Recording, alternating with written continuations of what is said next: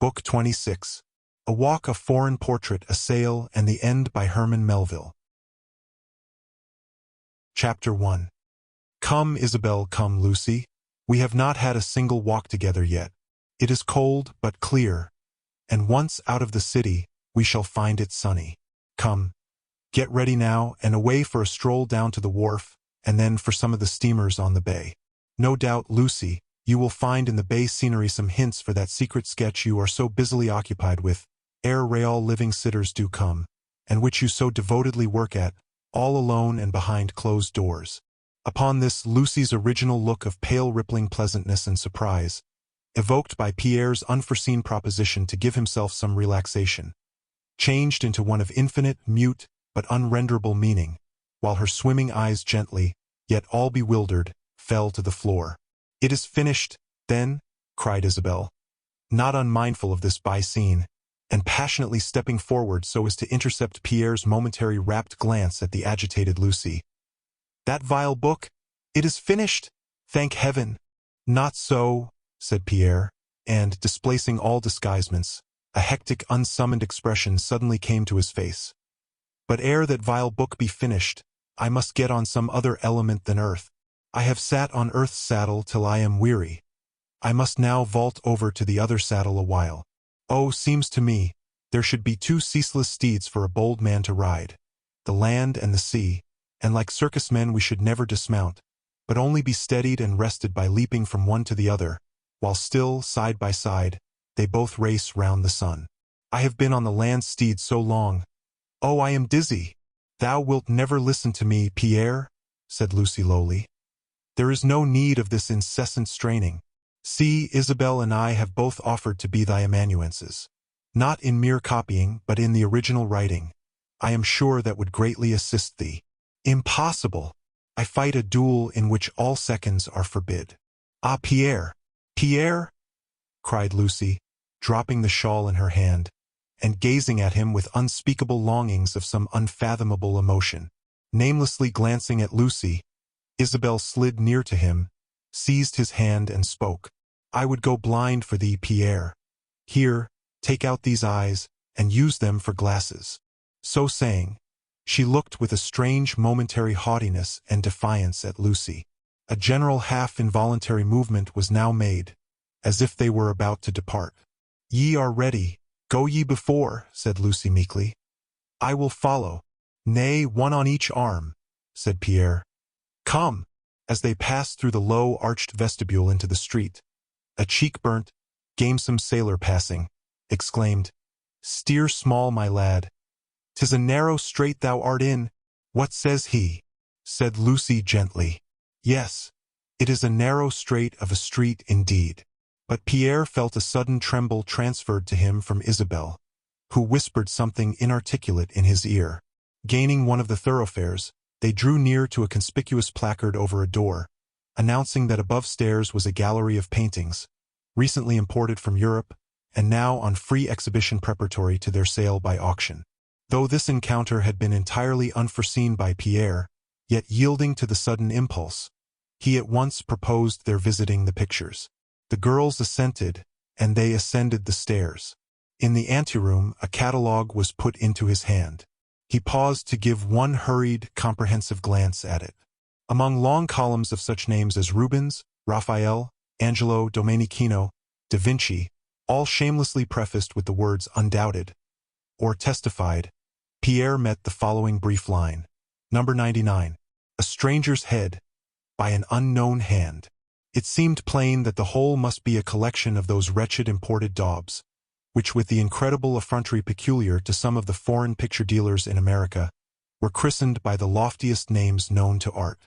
But as the most mutilated torsos of the perfections of antiquity are not unworthy the student's attention, neither are the most bungling modern incompletenesses, for both are torsos, one of perished perfections in the past, the other by anticipation of yet unfulfilled perfections in the future.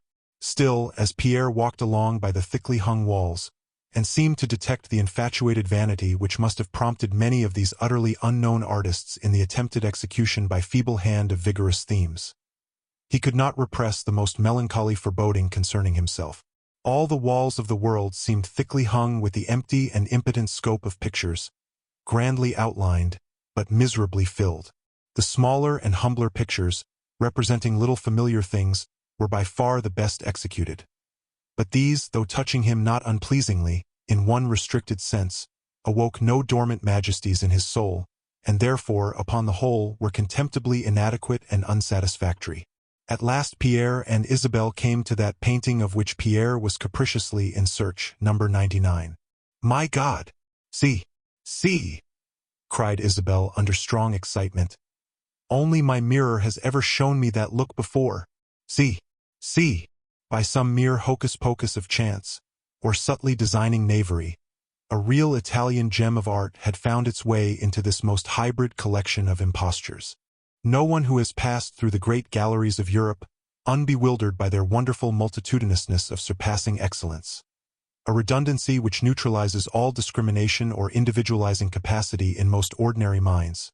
No calm, penetrative person can have victoriously run that painted gauntlet of the gods, without certain very special emotions, called forth by some one or more individual paintings, to which, however, both the catalogues and the criticisms of the greatest connoisseurs deny any all-transcending merit, at all answering to the effect thus casually produced. There is no time now to show fully how this is. Suffice it, that in such instances, it is not the abstract excellence always, but often the accidental congeniality, which occasions this wonderful emotion. Still, the individual himself is apt to impute it to a different cause. Hence, the headlong enthusiastic admiration of some one or two men for things not at all praised by, or at most, which are indifferent to, the rest of the world. A matter so often considered inexplicable. But in this stranger's head by the unknown hand, the abstract general excellence united with the all-surprising, accidental congeniality in producing an accumulated impression of power upon both Pierre and Isabel. Nor was the strangeness of this at all impaired by the apparent uninterestedness of Lucy concerning that very picture. Indeed, Lucy, who, owing to the occasional jolting of the crowd, had loosened her arm from Pierre's and so, gradually, had gone on along the pictured hall in advance. Lucy had thus passed the strange painting, without the least special pause, and had now wandered round to the precisely opposite side of the hall, where, at this present time, she was standing motionless before a very tolerable copy, the only other good thing in the collection, of that sweetest, most touching, but most awful of all, feminine heads, the Cenci of Guido, the wonderfulness of which head consists chiefly, perhaps, in a striking, suggested contrast, half identical with and half analogous to, that almost supernatural one, sometimes visible in the maidens of tropical nations, namely, soft and light blue eyes, with an extremely fair complexion, veiled by funereally jetty hair. But with blue eyes and fair complexion, the Cenci's hair is golden physically, therefore, all is in strict natural keeping, which, nevertheless, still the more intensifies the suggested fanciful anomaly of so sweetly and seraphically blonde a being double-hooded, as it were, by the black crape of the two most horrible crimes, of one of which she is the object, and of the other the agent, possible to civilized humanity, incest and parricide. Now this Cenci and the stranger were hung at a good elevation in one of the upper tiers, and, from the opposite walls, exactly faced each other, so that in secret they seemed pantomimically talking over and across the heads of the living spectators below. With the aspect of the Cenci everyone is familiar. The stranger was a dark, comely, youthful man's head, portentously looking out of a dark, shaded ground, and ambiguously smiling. There was no discoverable drapery. The dark head, with its crisp, curly, jetty hair, seemed just disentangling itself from out of curtains and clouds. But to Isabel, in the eye and on the brow, were certain shadowy traces of her own unmistakable likeness, while to Pierre, this face was in part as the resurrection of the one he had burnt at the inn. Not that the separate features were the same, but the pervading look of it, the subtler interior keeping of the entirety, was almost identical. Still, for all this, there was an unequivocal aspect of foreignness, of Europeanism, about both the face itself and the general painting. "Is it? Is it? Can it be?" whispered Isabel intensely. Now, Isabel knew nothing of the painting which Pierre had destroyed, but she solely referred to the living being who, under the designation of her father, had visited her at the cheerful house to which she had been removed during childhood from the large and unnameable one by the pleasant woman in the coach. Without doubt, though indeed she might not have been at all conscious of it in her own mystic mind, she must have somehow vaguely fancied that this being had always through life worn the same aspect to every body else which he had to her, for so very brief an interval of his possible existence. Solely knowing him or dreaming of him, it may have been under that one aspect she could not conceive of him under any other. Whether or not these considerations touching Isabel's ideas occurred to Pierre at this moment is very improbable. At any rate, he said nothing to her, either to deceive or undeceive, either to enlighten or obscure. For, indeed, he was too much riveted by his own far interior emotions to analyze now the contemporary ones of Isabel. So that there here came to pass a not unremarkable thing, for though both were intensely excited by one object, yet their two minds and memories were thereby directed to entirely different contemplations, while still each, for the time, however unreasonably, might have vaguely supposed the other occupied by one and the same contemplation. Pierre was thinking of the chair portrait, Isabel of the living face. Yet Isabel's fervid exclamations having reference to the living face were now, as it were, mechanically responded to by Pierre, in syllables having reference to the chair portrait. Nevertheless, so subtle and spontaneous was it all, that neither perhaps ever afterward discovered this contradiction. For events whirled them so rapidly and peremptorily after this, that they had no time for those calm retrospective reveries indispensable perhaps to such a discovery. Is it? Is it? Can it be? Was the intense whisper of Isabel. No, it cannot be, it is not, replied Pierre. One of the wonderful coincidences, nothing more. Oh, by that word, Pierre, we but vainly seek to explain the inexplicable. Tell me, it is, it must be, it is wonderful. Let us be gone and let us keep eternal silence, said Pierre quickly, and seeking Lucy, they abruptly left the place.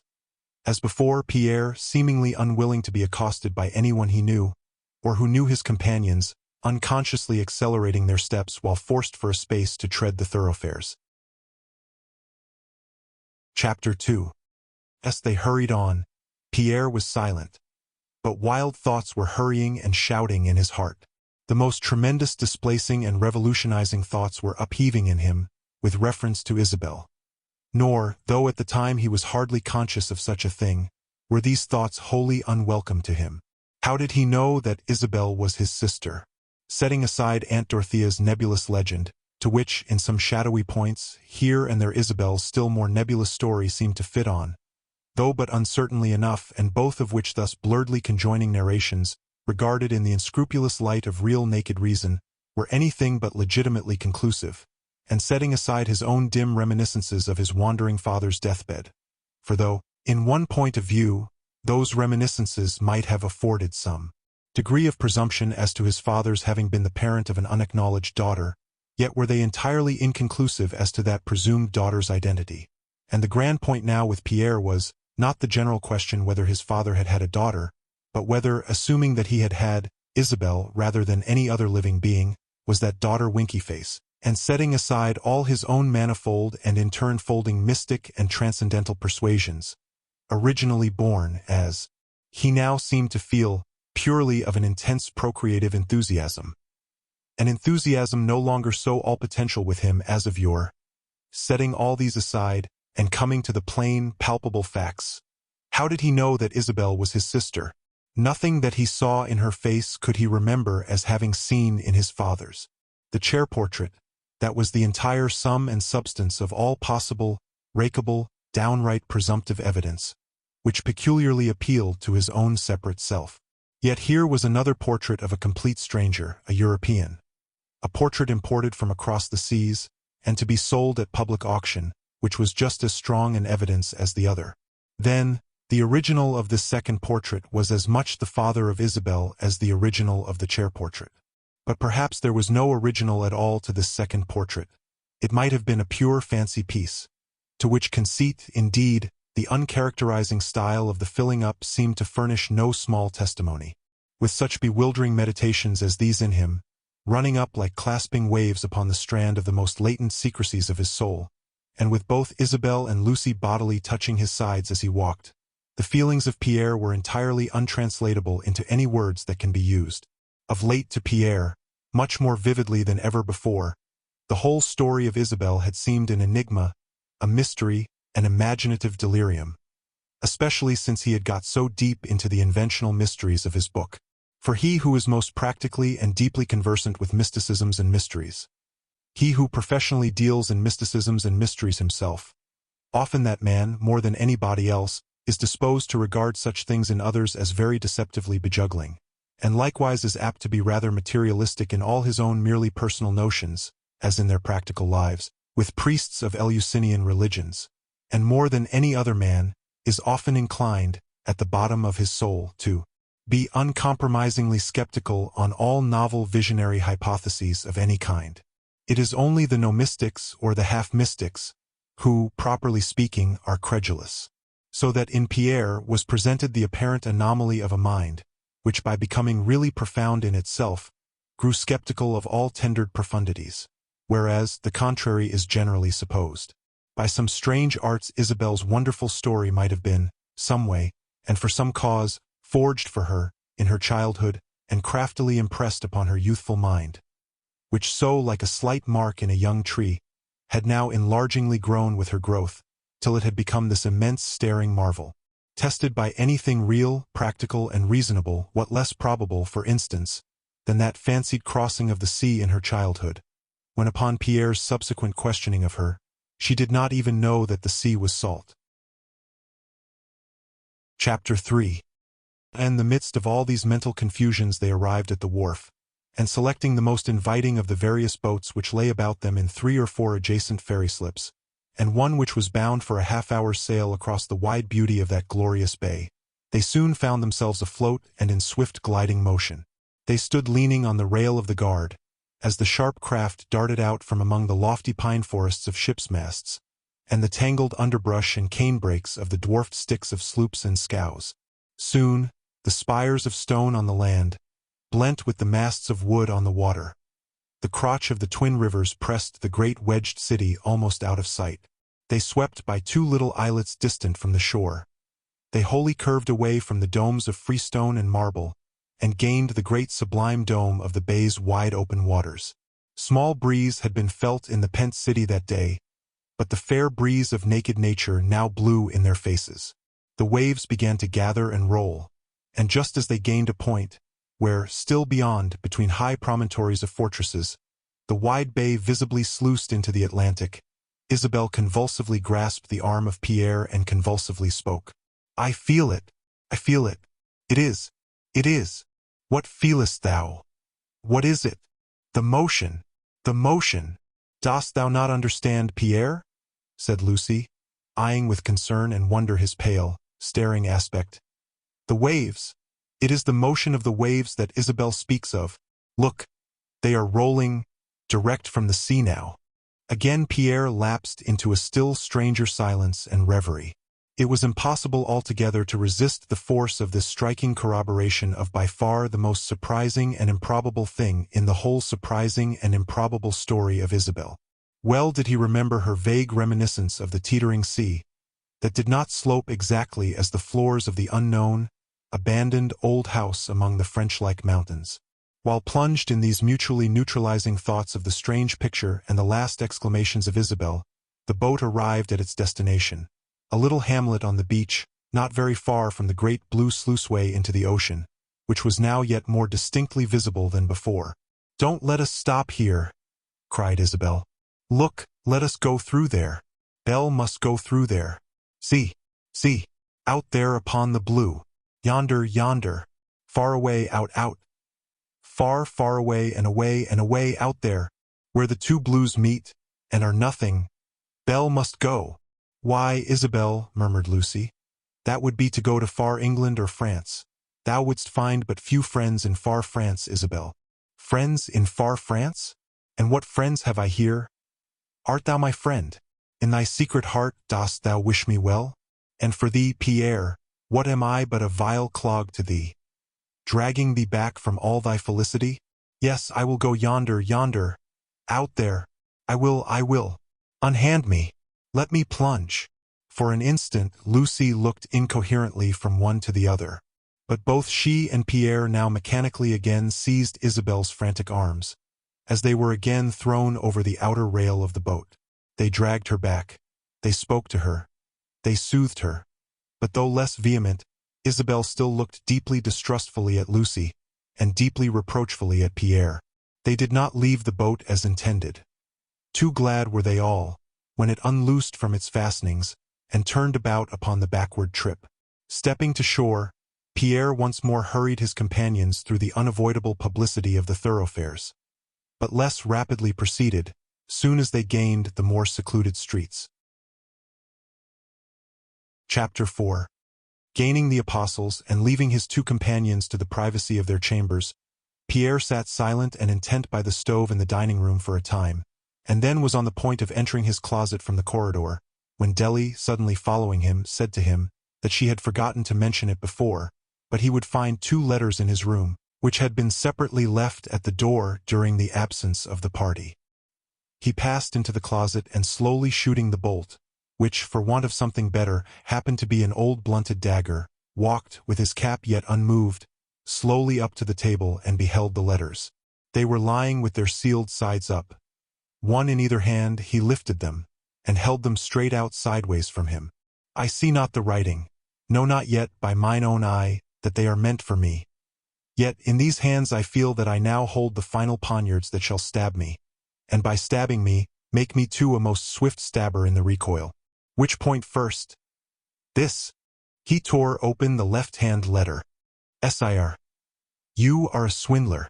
Upon the pretense of writing a popular novel for us, you have been receiving cash advances from us, while passing through our press the sheets of a blasphemous rhapsody, filched from the vile atheists Lucian and Voltaire. Our great press of publication has hitherto prevented our slightest inspection of our readers' proofs of your book. Send not another sheet to us. Our bill for printing thus far, and also for our cash advances, swindled out of us by you, is now in the hands of our lawyer, who is instructed to proceed with instant rigor. Signed, Steel, Flint and Asbestos. He folded the left-hand letter and put it beneath his left heel, and stood upon it so, and then opened the right-hand letter. Thou, Pierre Glendinning, art a villainous and perjured liar. It is the sole object of this letter imprintedly to convey the point-blank lie to thee, that taken in at thy heart, it may be thence pulsed with thy blood, throughout thy system. We have let some interval pass inactive, to confirm and solidify our hate. Separately and together we brand thee in thy every lung cell a liar. Liar, because that is the scornfullest and loathsomest title for a man, which in itself is the compend of all infamous things. Signed, Glendinning Stanley, Frederick Tartan. He folded the right-hand letter and put it beneath his right heel. Then folding his 2 arms, stood upon both the letters. These are most small circumstances, but happening just now to me, become indices to all immensities. For now am I hate-shod. On these I will skate to my acquittal. No longer do I hold terms with aught. World's bread of life and world's breath of honor, both are snatched from me. But I defy all world's bread and breath. Here I step out before the drawn-up worlds in widest space, and challenge one and all of them to battle. O Glenn! O Fred! Most fraternally do I leap to your rib-crushing hugs. Oh, how I love ye too, that yet can make me lively hate, in a world which elsewise only merits stagnant scorn. Now then, where is this swindler's, this coiner's book? Here, on this vile counter, over which the coiner thought to pass it to the world, here will I nail it fast, for a detected cheat. And thus nailed fast now, do I spit upon it, and so get the start of the wise world's worst abuse of it. Now I go out to meet my fate, walking toward me in the street, as with hat on, and Glenn and Frederick's letter invisibly crumpled in his hand. He, as it were somnambulously, passed into the room of Isabel. She gave loose to a thin, long shriek at his wondrous white and haggard plight, and then, without the power to stir toward him, sat petrified in her chair, as one embalmed and glazed with icy varnish. He heeded her not, but passed straight on through both intervening rooms, and without a knock unpremeditatedly entered Lucy's chamber. He would have passed out of that, also into the corridor, without one word, but something stayed him.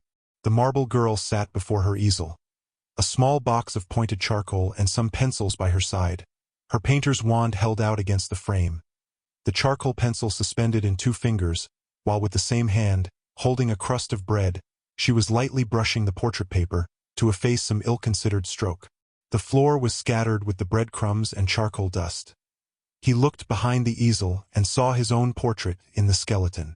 At the first glimpse of him, Lucy started not nor stirred, but as if her own wand had there enchanted her, sat tranced. Dead embers of departed fires lie by thee, thou pale girl. With dead embers thou seekest to relume the flame of all extinguished love. Waste not so that bread. Eat it in bitterness. He turned and entered the corridor, and then, with outstretched arms, paused between the 2 outer doors of Isabel and Lucy. For ye two, my most undiluted prayer is now, that from your here unseen and frozen chairs ye may never stir alive. The fool of truth, the fool of virtue, the fool of fate, now quits ye forever. As he now sped down the long winding passage, someone eagerly hailed him from a stair. What, my boy? Where now in such a squally hurry? Hello, I say. But without heeding him at all, Pierre drove on. Millthorpe looked anxiously and alarmedly after him a moment, then made a movement in pursuit, but paused again. There was ever a black vein in this Glendinning, and now that vein is swelled, as if it were just 1 peg above a tourniquet drawn over tight. I scarce durst dog him now, yet my heart misgives me that I should do. Shall I go to his rooms and ask what black thing this is that hath befallen him? No, not yet. Might be thought officious, they say I'm given to that. I'll wait. Something may turn up soon. I'll into the front street and saunter some, and then we'll see. Chapter 5. Pierre passed on to a remote quarter of the building, and abruptly entered the room of one of the apostles whom he knew. There was no one in it. He hesitated an instant, then walked up to a bookcase with a chest of drawers in the lower part. Here I saw him put them. Here, I will try this. Wrenching open the locked drawer, a brace of pistols, a powder flask, a bullet bag, and a round green box of percussion caps lay before him. Ha! What wondrous tools Prometheus used, who knows? But more wondrous these, that in an instant can unmake the topmost 70 years and 10 of all Prometheus makings. Come, here's 2 tubes that'll outroar the 1,000 pipes of Harlem. Is the music in 'em? No? Well then, here's powder for the shrill treble, and wadding for the tenor, and a lead bullet for the concluding bass, and, aye, for the top wadding, I'll send 'em back their lie, and plant it scorching in their brains. He tore off that part of Glenn and Fred's letter, which more particularly gave the lie, and having it, rammed it home upon the bullets. He thrust a pistol into either breast of his coat, and taking the rearward passages, went down into the back street, directing his rapid steps toward the grand central thoroughfare of the city. It was a cold, but clear, quiet, and slantingly sunny day. It was between 4 and 5 of the afternoon, that hour when the great glaring avenue was most thronged with haughty rolling carriages and proud rustling promenaders, both men and women. But these last were mostly confined to the one wide pavement to the west. The other pavement was well nigh deserted, save by porters, waiters, and parcel carriers of the shops. On the west pave, up and down, for 3 long miles, 2 streams of glossy, shawled, or broadcloth life unceasingly brushed by each other, as long, resplendent, drooping trains of rival peacocks brush. Mixing with neither of these, Pierre stalked midway between. From his wild and fatal aspect, one way the people took the wall, the other way they took the curb. Unentangledly Pierre threaded all their host, though in its inmost heart, bent he was on a straightforward mathematical intent. His eyes were all about him as he went, especially he glanced over to the deserted pavement opposite, for that emptiness did not deceive him. He himself had often walked that side, the better to scan the pouring throng upon the other. Just as he gained a large, open, triangular space, built round with the stateliest public erections, the very proscenium of the town, he saw Glenn and Fred advancing, in the distance on the other side. He continued on, and soon he saw them crossing over to him obliquely, so as to take him face and face. He continued on, when suddenly running ahead of Fred, who now chaffingly stood still, because Fred would not make two, in the direct personal assault upon one, and shouting, "Liar! Villain!" Glen leaped toward Pierre from front, and with such lightning-like ferocity, that the simultaneous blow of his cowhide smote Pierre across the cheek, and left a half-livid and half-bloody brand. For that one moment, the people fell back on all sides from them, and left them momentarily recoiled from each other, in a ring of panics. But clapping both hands to his two breasts, Pierre, on both sides shaking off the sudden white grasp of two rushing girls, tore out both pistols, and rushed headlong upon Glen. "For thy one blow, take here 2 deaths. 'Tis speechless sweet to murder thee." Spatterings of his own kindred blood were upon the pavement. His own hand had extinguished his house in slaughtering the only unoutlawed human being by the name of Glendinning, and Pierre was seized by 100 contending hands. Chapter 6. That sundown, Pierre stood solitary in a low dungeon of the city prison. The cumbersome stone ceiling almost rested on his brow, so that the long tiers of massive cell galleries above seemed partly piled on him. His immortal, immovable, bleached cheek was dry, but the stone cheeks of the walls were trickling. The pent twilight of the contracted yard, coming through the barred arrow slit, fell in dim bars upon the granite floor. Here, then, is the timely end. Life's last chapter well stitched into the middle. Nor book, nor author of the book, hath any sequel, though each hath its last lettering. It is ambiguous still. Had I been heartless now, disowned, and spurningly portioned off the girl at Saddle Meadows, then had I been happy through a long life on earth, and perchance through a long eternity in heaven. Now, 'tis merely hell in both worlds. Well, be it hell. I will mold a trumpet of the flames, and, with my breath of flame, breathe back my defiance. But give me first another body. I long and long to die, to be rid of this dishonored cheek. Hung by the neck till thou be dead. Not if I forestall you, though. Oh, now to live is death, and now to die is life. Now to my soul were a sword my midwife. Hark! The hangman? Who comes? Thy wife and cousin, so they say. Hope they may be, they may stay till 12. Wheezingly answered a turnkey, pushing the tottering girls into the cell and locking the door upon them. Ye two pale ghosts, were this the other world, ye were not welcome. Away! Good angel and bad angel both. For Pierre is neuter now. Oh, ye stony roofs, and sevenfold stony skies! Not thou art the murderer, but thy sister hath murdered thee, my brother, oh my brother. At these wailed words from Isabel, Lucy shrunk up like a scroll, and noiselessly fell at the feet of Pierre. He touched her heart. Dead! Girl! Wife or sister! Saint or fiend! Seizing Isabel in his grasp. In thy breasts, life for infants lodgeth not, but death milk for thee and me. The drug! And tearing her bosom loose, he seized the secret vial nesting there. Chapter 7. At night the squat-framed, asthmatic turnkey tramped the dim-lit iron gallery before one of the long honeycombed rows of cells. Mighty still there, in that hole, them 2 mice I let in. Humph! Suddenly, at the further end of the gallery, he discerned a shadowy figure emerging from the archway there, and running on before an officer, and impetuously approaching where the turnkey stood. More relations coming.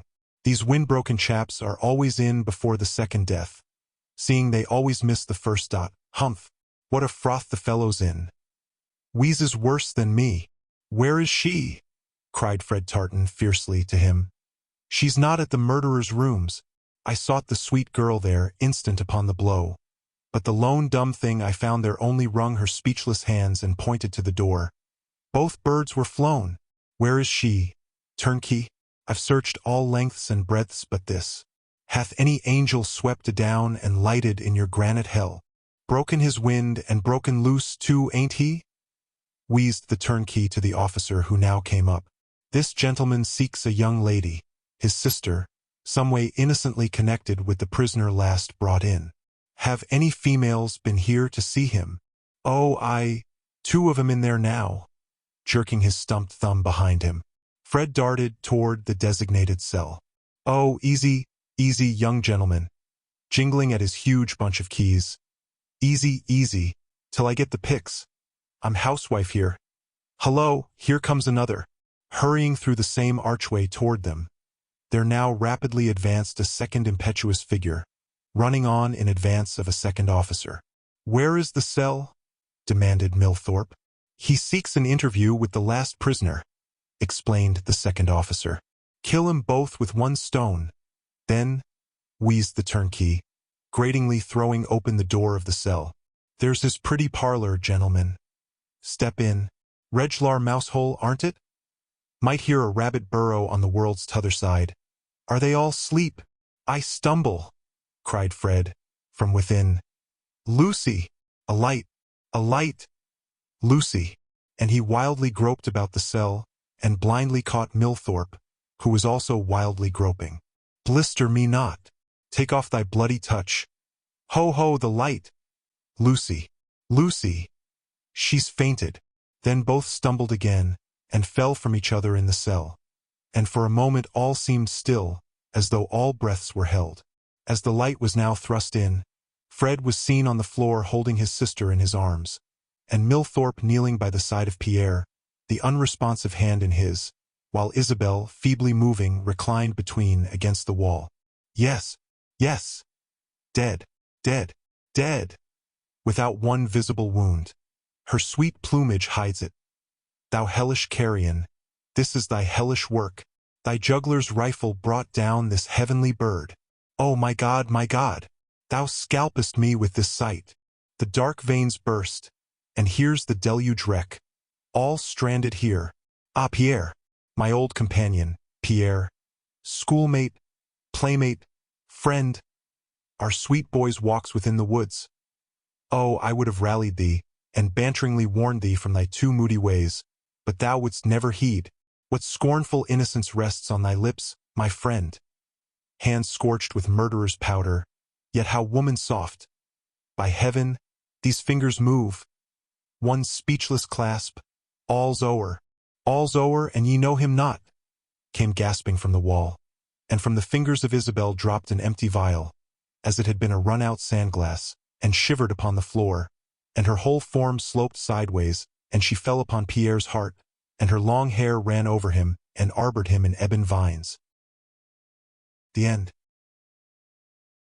Dear listener, we close the pages on another tale, a journey through words, imagination, and emotion, here at the Falls Audiobook, where stories flow like a river's current, carrying you to distant worlds and uncharted depths. We thank you for joining us. As always, we invite you to linger a little longer. Subscribe to our channel to discover more stories waiting to be heard, each a cascade of voices, ideas, and artistry. And remember, every great story begins with a single word. Perhaps the next one will begin with you. Until our voices meet again, may your days be filled with quiet moments, rich pages, and the soothing sound of a story well told. This is the Falls Audiobook, signing off.